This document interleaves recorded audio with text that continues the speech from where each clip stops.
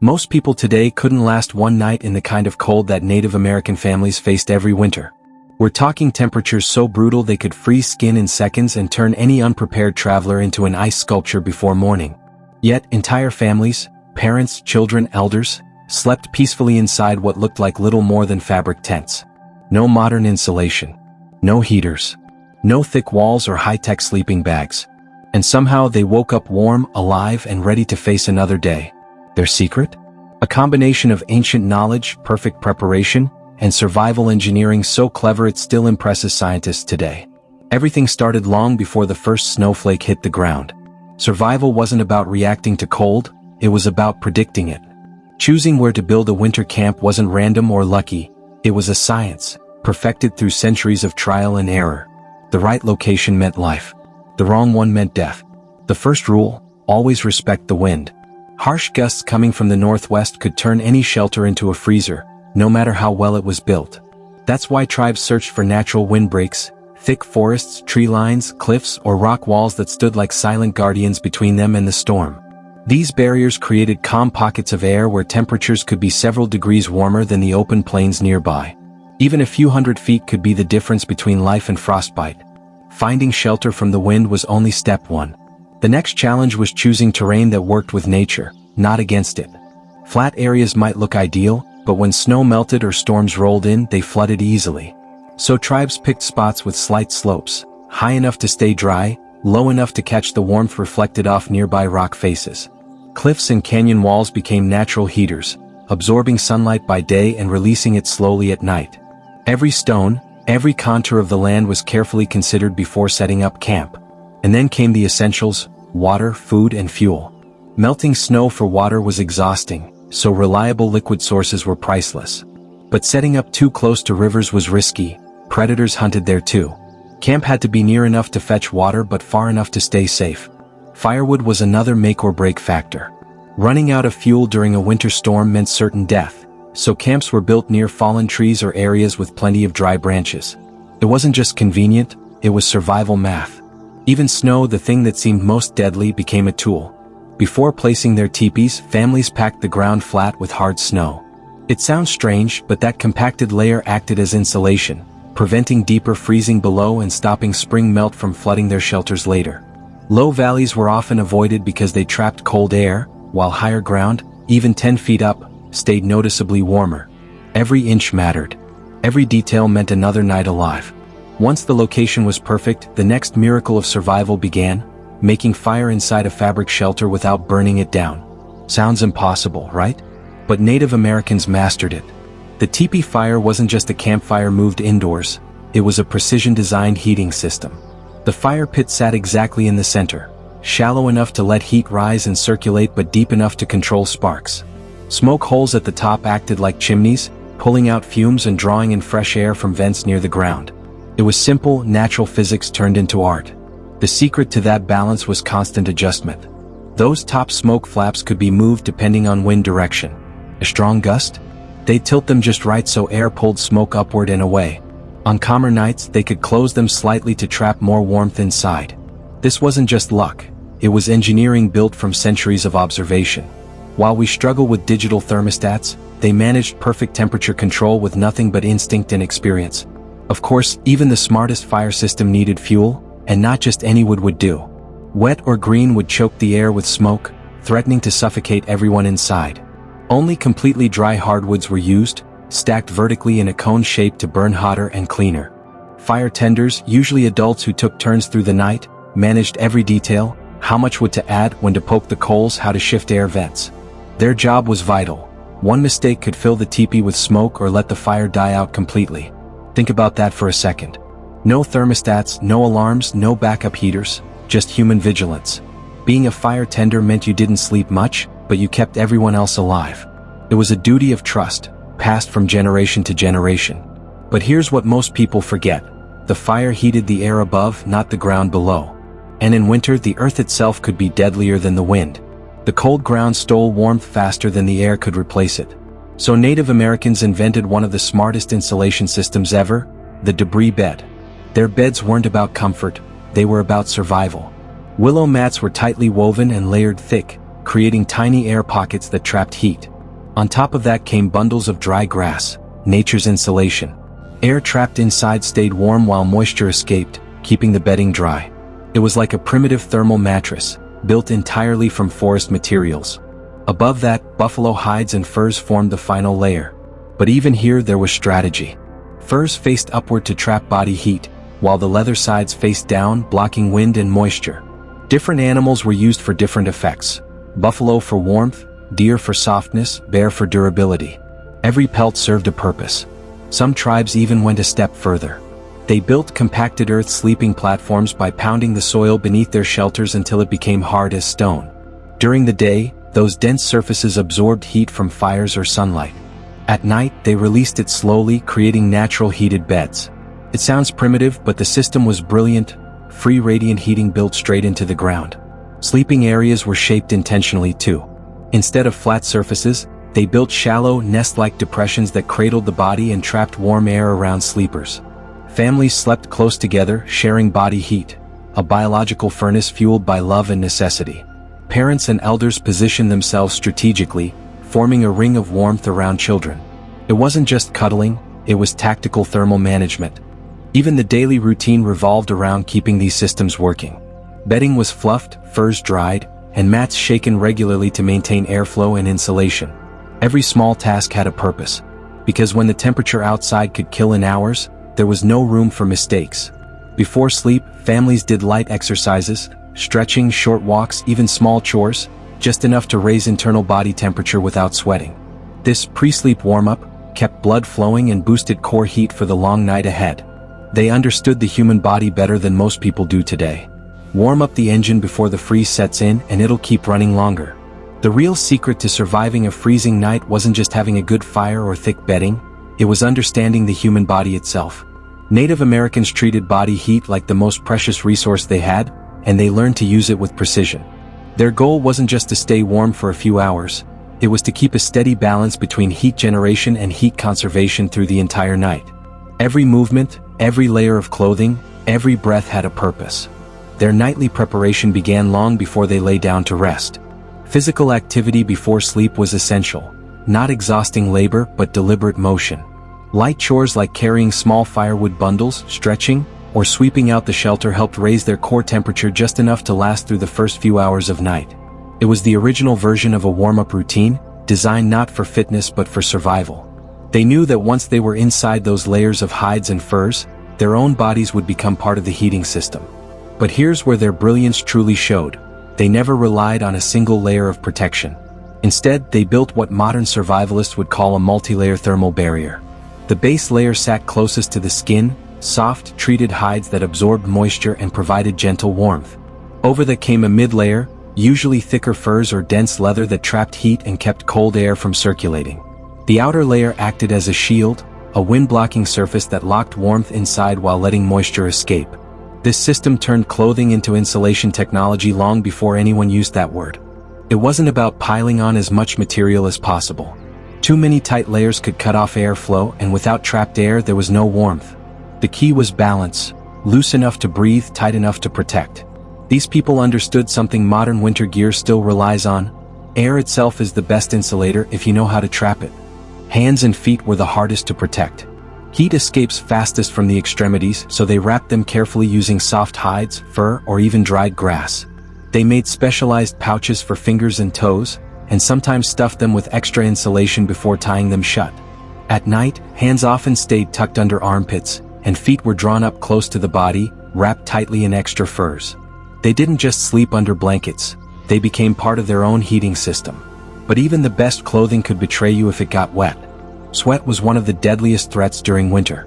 Working too hard during the day meant damp clothes by night, and damp meant death. Wet hides lost their insulating power, and moisture next to skin could cause hypothermia faster than standing in the open air. So, tribes learned to pace themselves, move enough to stay warm but never enough to sweat. It's the opposite of what we're taught today, but it worked. Still, there were nights so cold that clothing alone wasn't enough. That's where one of the most fascinating techniques came into play: natural skin protection. They discovered that animal fat, properly treated, could act like living insulation. Buffalo tallow was the gold standard, thick, rich, and long-lasting. When rubbed on exposed skin, it formed a waterproof coating that trapped body heat while blocking the cutting wind. It might sound strange, but this layer of fat worked like an invisible coat. They didn't stop there. Different fats served different purposes. Bear fat was heavier, perfect for extreme cold and long nights. Deer fat, lighter and gentler, worked best for children or sensitive skin. Bird fat spread easily and was used on delicate areas, around the eyes, cheeks, or lips, where frostbite could strike first. Each type had its place, and the knowledge of which to use came from centuries of observation. Then there was ash, a substance most people see as useless waste. To these survival masters, it was another tool in the arsenal. Fire ash mixed with fat became a kind of natural paste. When applied to skin, the fine carbon particles absorbed and retained heat from the fire, while also protecting against windburn and sun glare reflected off snow. It wasn't decoration, it was functional armor. Think of it as an ancient version of sunscreen and heat shield combined. They even knew that certain types of wood produced better ash for this purpose. Hardwoods left behind finer, denser ash that stuck to skin more effectively, creating a smoother, longer-lasting layer. Softwoods produced coarser particles that flaked away too easily. So, before mixing their protective paste, they selected their firewood carefully. Every step mattered because mistakes didn't just make them uncomfortable, they made them vulnerable. But the real genius was in how they protected their body's most important heat highways, the pulse points. Around the wrists, ankles, and neck, blood runs close to the surface. Lose heat there, and the entire body starts cooling rapidly. So they crafted leather wraps soaked in animal fat and tied them snugly around those areas. These weren't just ornaments or random pieces of hide, they were primitive heat regulators. Imagine heated wristbands made not from technology but from nature. These techniques may sound extreme, but they were built on real science even if no one called it that. Fat creates a barrier that slows evaporation. Ash traps heat. Air pockets in clothing hold warmth. Every trick had a biological reason behind it, refined over generations by people who paid attention to what nature taught them. And still, survival wasn't only about individual strength or skill. It depended on community, on how each person looked out for the others. Some family members faced greater danger than the rest, the youngest and the oldest. Children and elders couldn't generate or retain heat as well as healthy adults. So, families built entire systems around protecting them. Inside the teepee, space was organized with military precision. The warmest spot, near the center and closest to the fire, always went to those most vulnerable. Adults took the colder edges, acting as living shields against drafts that crept in under the hides. Positioning wasn't random, it was survival geometry. Children and elders were bundled in extra layers, sometimes 4, 5, or even 6, of fur and hide. The softest pelts went nearest the skin, the heavier ones on top. Adults slept beside them, forming tight circles that conserved warmth and blocked cold air currents. It wasn't about comfort or privacy, it was about shared survival. When the night reached its coldest point, warm stones were placed near these central sleeping spots. Heated earlier by the fire and wrapped in hides, they radiated gentle warmth for hours, especially around feet and stomachs. The method was simple but incredibly effective. A natural version of the heating pad, powered only by fire and stone. Adults took shifts through the night, checking the temperature inside the teepee and adjusting the fire as needed. They felt for cold spots, repositioned blankets, and checked their children's skin for signs of frostbite. These weren't casual tasks, they were life-saving habits, performed with quiet discipline. Food and drink schedules were adjusted too. Warm meals and hot drinks were served right before bedtime to raise internal body temperature. The calories from those meals worked like fuel for an internal furnace, giving the body something to burn through the long night. Even hydration was strategic. Warm water, never cold, to prevent shocking the system. This level of care required time, energy, and constant attention. But it kept everyone alive. Each night became a test of preparation, and every morning that dawned without frostbite or loss was proof that their system worked. In the harshest months, every small decision, where to sleep, how to dress, when to eat, could decide whether a family saw the next sunrise. Surviving the cold wasn't just about keeping warm inside the teepee. Outside, danger came not only from freezing winds but from predators desperate for food. Winter stripped the land bare, and hungry animals, wolves, mountain lions, even bears, roamed closer to human camps than ever before. The same warmth and scent of cooking fires that kept families alive also acted like a beacon across the snow. For predators, that smell meant one thing: food was nearby. That's why winter survival was as much about defense as it was about warmth. Every tribe developed its own layered system of protection, built on deep understanding of animal behavior. They knew where the wolves liked to hunt, which valleys mountain lions preferred, and how far a bear would wander in search of something to eat. Their first line of defense wasn't walls, it was awareness. Location mattered even more in winter. Setting up camp near game trails or frozen water sources might seem smart at first, easy access to hunting and water, but it also meant walking right into predator territory. So, families chose areas slightly away from those hotspots, often shielded by trees or rocky slopes. These natural barriers broke the line of scent and sight, helping hide the camp's presence. It was camouflage on a massive scale, achieved with nothing but good judgment and patience. But just avoiding predators wasn't enough. The tribes developed entire defensive layouts for their camps. The strongest, most experienced hunters always took the outer circle, placing their teepees on the edges of the settlement. They were the first line of detection and defense against any threat that approached in the night. The center of the camp was reserved for children, elders, and supplies. This way, even if an attack came, the most vulnerable would be protected. Dogs played a critical role in this system, the living alarm network of the tribe. These weren't just companions, they were trained guardians. Positioned around the camp, they could sense and smell danger long before humans did. Their barks weren't random noise. Every sound meant something. A low growl warned of a nearby animal. A sharp bark signaled something moving fast. Through generations of training and instinct, dogs became fluent in the language of survival. They learned to tell the difference between the soft steps of a deer and the heavy crunch of a predator. And the people learned to listen. In the stillness of the snow, one wrong sound could mean everything. A single bark could wake the entire camp. Hunters would grab their bows or spears, always kept within arm's reach, and position themselves near the entrances of their teepees, ready for whatever waited outside. Weapon placement inside each teepee was strategic. Nothing was left to chance. Bows, arrows, knives, and spears all had designated spots that could be reached in complete darkness. Every adult knew the layout by touch, not sight. In the middle of a storm, when visibility dropped to nothing and the howling wind masked approaching steps, that muscle memory could be the difference between life and death. Physical barriers were part of the plan too. Snow wasn't just an obstacle, it was a building material. Families used it to sculpt mounds around their camps, forming low ridges that acted as both camouflage and windbreaks. These mounds served multiple purposes.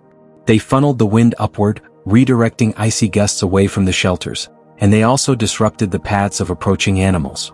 A charging predator couldn't move easily through the uneven terrain, giving defenders precious seconds to react. Every snow mound, every path, every opening in the settlement had purpose. The camp was like a living machine, designed to protect itself without walls or fences. Even the way smoke rose from the teepees was controlled. The flaps were adjusted so that plumes didn't reveal how many fires burned below.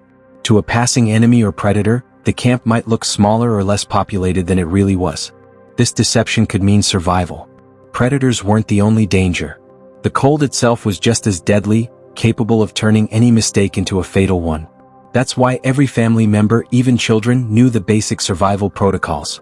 What to do if the fire went out, where to find dry wood fast, how to reheat stones without cracking them, how to seal the teepee against sudden wind shifts. These were lessons taught as early as walking or speaking. No one was ever unprepared. In some regions, families took their defensive strategies to a new level. They built tall barriers from branches, rocks, or packed earth, forming rings around their camps. Some of these windbreaks stood over 12 feet high. They didn't just stop the wind, they also obscured movement and reduced noise from inside the camp. It was like living inside a silent fortress made entirely of nature. But even with all this preparation, sometimes the storms were too strong and predators too persistent. That's when creativity and courage took over. Families used fire not just for warmth but as a weapon. Extra torches or embers were kept near the entrance, ready to ignite instantly. Predators feared fire instinctively. The flickering light and sudden heat broke their courage. The same flame that cooked food and dried hides became the tribe's last line of defense. Still, fear wasn't the guiding force in their survival, discipline was. Every movement, every decision followed centuries of learned wisdom. They didn't panic when wolves howled or when winds screamed through the night. They trusted the systems they built, the fire, the dogs, the camp's layout, and each other. And that trust, more than anything, was what carried them through. As the blizzards raged and snow piled high against the teepees, life inside went on. Children played quietly, adults told stories, elders passed down lessons about reading the stars or predicting the next storm. Survival wasn't just about fighting nature, it was about living in rhythm with it. They listened to the land, learned its patterns, and worked with it instead of against it. By the time morning came and the winds calmed, their shelters still stood, warm smoke curling from the tops. The predators moved on, the fires glowed low, and the camp came back to life. Another night survived. Another test passed. It wasn't luck or coincidence, it was mastery. When winter reached its deadliest phase, when the air felt like broken glass and snowdrifts towered taller than people, even the strongest families needed something more than ordinary methods to survive. This was the time when every trick, every lesson, and every bit of ancestral knowledge came together. They didn't wait for the storm to end, they adapted to it. Blizzards on the Great Plains could last for days, sometimes weeks, trapping entire camps in a world of endless white. The wind howled so fiercely it could rip hides from poles, and the snow fell so thick that you couldn't see your own hand in front of your face. Leaving the shelter in those conditions wasn't just dangerous, it was suicide. Yet life didn't stop. Fire still needed fuel, food still had to be prepared, and families still had to move within their camp. So, they found ways to function even inside chaos. One of the most ingenious systems they developed was what we'd now call the lifeline. A series of sturdy ropes or cords tied from one teepee to another, stretching like invisible pathways through the storm. When whiteouts turned the world into a blinding blur, those ropes were the only way to navigate. A person could grip one and follow it from the firewood pile to the water cache, or from one family's shelter to another, without ever getting lost. In the deadly silence of a blizzard, one wrong step could mean freezing to death just a few yards from home. Those ropes were simple, but they saved lives countless times. Fire itself became both the savior and the danger. During the worst storms, even keeping it alive was a battle. The strong winds could blow sparks through tiny cracks in the hides, turning life-giving warmth into deadly flames. To prevent that, the fire pit was built lower, dug slightly into the earth, with large stones arranged around its rim. Those stones did double duty, they absorbed heat while keeping sparks contained. At night, they radiated warmth long after the fire burned low, turning the floor of the teepee into a natural heater. Families learned to heat stones in rotation, keeping one set near the fire while others cooled beside sleeping areas. The result was steady, lasting warmth that required less fuel and constant attention. These heated stones became essential, especially for children and elders who couldn't generate enough body heat on their own. In a way, they were the tribe's earliest version of central heating, powered entirely by patience and ingenuity. Fuel itself could run out fast during long blizzards, and chopping fresh wood wasn't always possible. So, they turned to a source that most outsiders would never consider: buffalo dung. Dried carefully in advance, it burned slow and hot, producing steady heat with minimal smoke. When wood was scarce or frozen solid beneath layers of ice, these buffalo chips became a lifeline. What modern people might dismiss as primitive was actually a sign of deep environmental intelligence. Nothing went to waste when survival depended on it. Some nights required even greater creativity. When firewood supplies were low, families used the storm itself as protection. Snow, the same force that threatened to bury them, became a shield. They would deliberately pile it against the base of their teepees, sealing gaps where the hides met the ground. Packed tightly, it acted like insulation, blocking wind and holding in precious warmth. It might look strange, building with the very thing that symbolized death by cold, but in practice, it worked better than any modern weatherproofing. In the most extreme conditions, some families took things further, creating what they called snow skins. They soaked spare hides with water and let them freeze solid against the teepee's outer walls. Those frozen sheets became armor plating, hard, smooth, and utterly windproof. The storm might scream outside, but inside the air stayed still and warm. Even the smallest draft was sealed out. For a shelter made from wood poles and animal hides, that was nothing short of engineering brilliance. They also learned how to store their heat in more ways than one. Food, for instance, was never left out in the open. It was buried in snow pits or packed in layers of straw and hides to keep it from freezing solid. Water, on the other hand, was stored in animal stomachs or bladders, flexible containers that could expand and contract without breaking when ice formed. While wooden or clay pots shattered in the cold, these organic pouches survived, keeping a family's most vital resource intact. Every night was a new calculation: how much fuel to burn, how much to save, when to sleep, when to work. But there was a quiet rhythm to it, a kind of peace in the middle of the storm. The wind might rage outside, but inside those teepees people told stories, repaired tools, tended to the fire, and waited. They didn't fight the blizzard, they endured it. They had faith in their preparation, in the systems that their ancestors had perfected over generations. And when the storm finally broke, when the first light of dawn touched the frozen horizon, everything came back to life. The camp stirred slowly. Smoke flaps opened again, releasing thin trails of steam into the morning air. Dogs shook off snow and began to wander. Hunters emerged, blinking against the sudden sunlight, scanning the land to make sure the world was still as they left it. It always was.